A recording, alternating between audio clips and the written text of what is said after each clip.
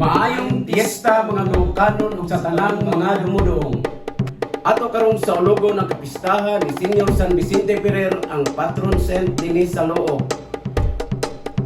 Ug atong ipasundayag pag-usab sa ikaduhang higayon ang Loo Coco Festival dinhi sa Barangay Loo, Hinatilan, Cebu. Kami ang tribo Daol o Takong nga nagagikan sa Purok Tugas. Ang Daol o Takong sa Cebuano nga pinulungan adunay medyo role sa punuan sa lubi. Kay mao kini ang nagputos sa linghod nga butay nga maoy gitaptan sa putot o linghod nga bunga sa lubi. Ang Daol o Takong sa lingod pa kini gitawag usab kini og bulok sa atong pinulungan. Ang bulok maoy ang gigikanan sa cocoa wine, usa sa mga source of income usab ang cocoa wine.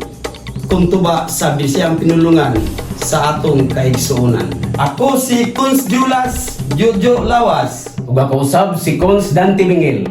Mga kaigsuonan, dali ug magsadya kita sa pagsaksi sa pasundayag sa mga kabatanunan gikan sa Purok Tugas, ang tribo Daol o Takong.